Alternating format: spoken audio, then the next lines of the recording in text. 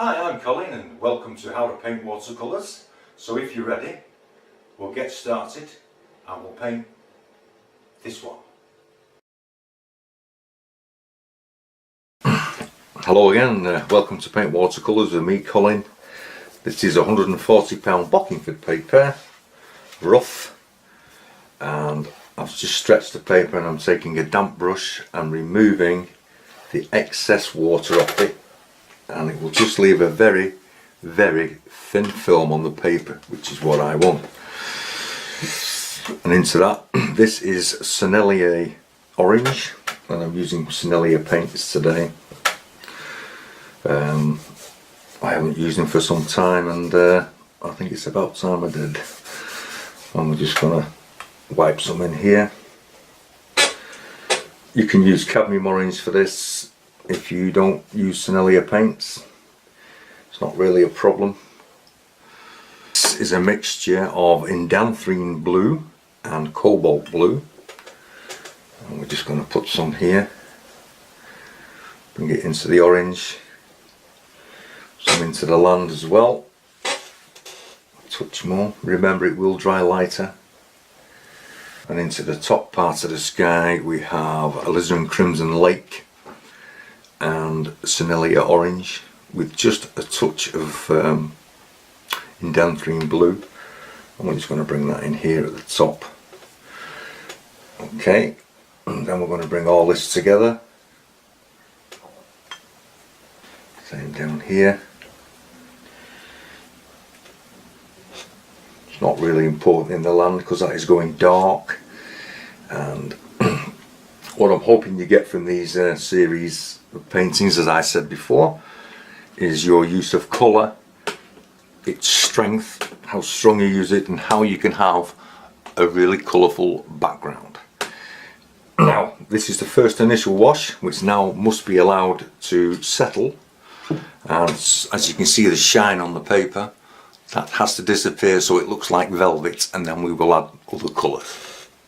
As you can see, the gloss has gone off the paper on most parts of it, and we're just going to add some colour in, and this is a grey that has been made up by the indanthrene blue and the cobalt blue, and we're just going to add some clouds in, and I've also added just a little bit of the orange colour. Bring some clouds down, bring it into the land because it doesn't really matter, it's joining it all together, which is what you want.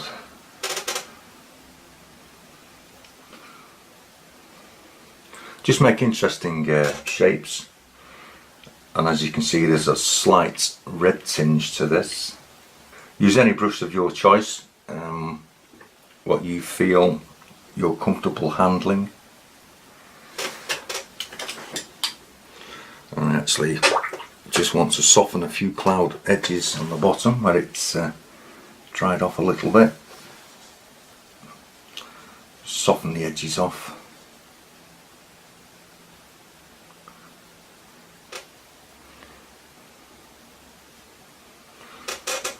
And we can carry on with our clouds. Same mixture again.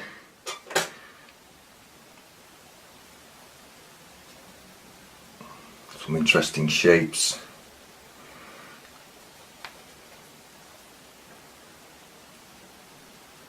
Bringing some into the land as well. Helps to unify it all. And then we need some really strong colour.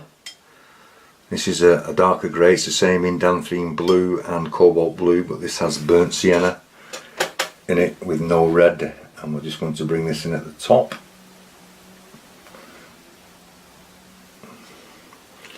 Create some shapes with this as well.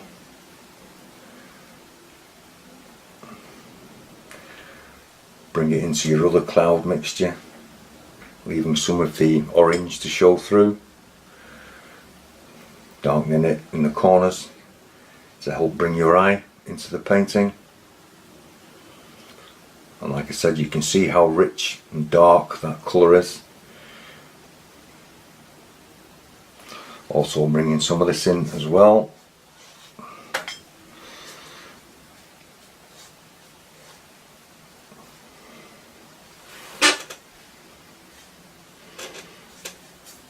Strengthen up one or two clouds with that mixture, just adding it to these clouds just to give a little bit more depth,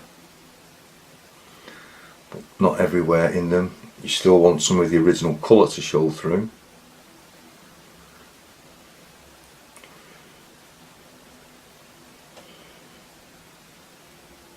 So just create some nice darks, and I hope that you get the sense that you can have a very striking painting first time round with little worry, because I want you to have some success with these. And now I'm going to leave that to dry. Once your paper's dry enough to start reworking it again, what we can do here is I've just strengthened up the indanthrene blue and cobalt blue with just a little bit of burnt umber. We will be sending it into a darker colour, but I just want to start to shape the horse. Don't paint your horse in with this colour. As you can see, it's relatively dark, just to help it stand out. Put the ears out. Keep the colour fluid so that the colour is always wet as you're moving on. Don't give it a chance to dry and form hard edges within the figure. On the next leg and furlock, I think that's what they call it, down towards the hoof, whilst keeping at all times. If you need to add a little bit more paint up there to keep it more fluid, do so, because we'll be adding a stronger mixture of this in a moment in certain areas. Keeping the lovely curve of the horse's back along the stomach and belly.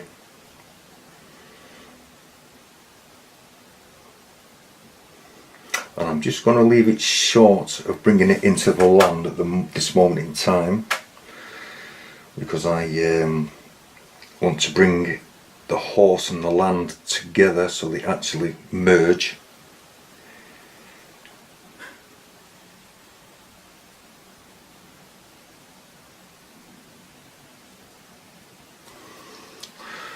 Now this is a stronger mix. This has got sepia added to it. As you can see, I want to just strengthen up one or two areas. Leave one or two areas on the lighter side.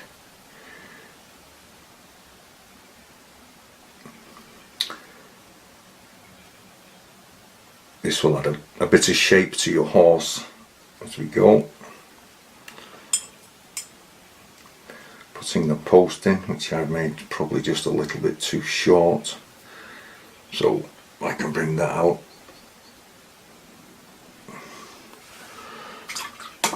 And now we can add some clean water along the bottom, just to dampen the land. I'm not bothered about it disturbing the paint underneath. I just want to keep this slightly wet. Then back to your horse.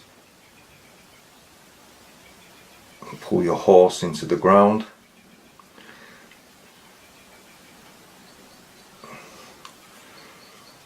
Shaping the land as you go. Simple mistake. Easily solved, no big crisis. Hard edge for where the land meets the sky. Add some roughness to the ground just to break it up, so it's not all one flat dead colour.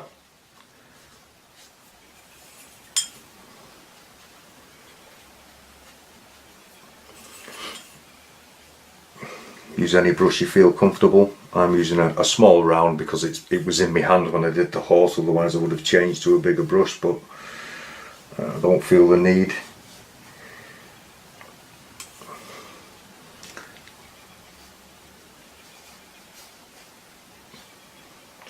As you can see, I've left one or two patches that I wish to darken up. Now the stronger mix, which has got the more sepia and indanthrene blue added to it. As you can see, it's a more darker, stronger colour. Add some more into the horse should you wish to. If you feel it needs it, you add it. And I think I'm going to call that a day. But what I do want to do, where the sun is shining or where the night is going down on here, I want to bring a light patch into the post to allow that to show through. So you're now lifting out some paint. You also may want to lift out some paint along the horse's back.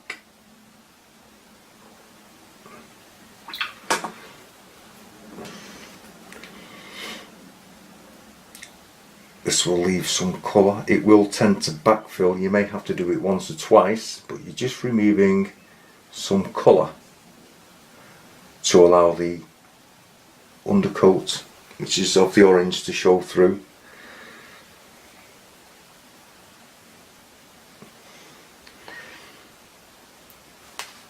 Don't go too wild with this. I want the indanthrene clear blue to show through on the mane here, so I'm going to take some out there. Careful where you put your fingers. Take some out of the horse's ears, because that is where the horse's skin and flesh would be thinner, so you could possibly expect some light to show through. Maybe along the ridge here.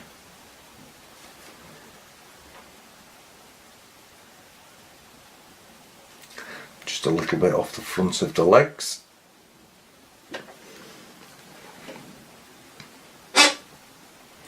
And I don't really think I want to take any more off, maybe a little bit out of the tail. Completed at this point, and I'm just going to let the paint dry, and I shall join you once the paint has dried. Okay, the painting's nearly dry, it's basically finished. All you've got to do now is sign it, mount it and frame it. I hope you've enjoyed this video. If you have, please click the like button and feel free to subscribe. If you wish to see any more videos that I've made, I'll leave a description and a link in the description box. And we're going to call this one finished. All I've done is just pull out a few extra grasses with a rigger brush and just put some barbed wire on the fence. I hope you've enjoyed this. Thank you very much for watching.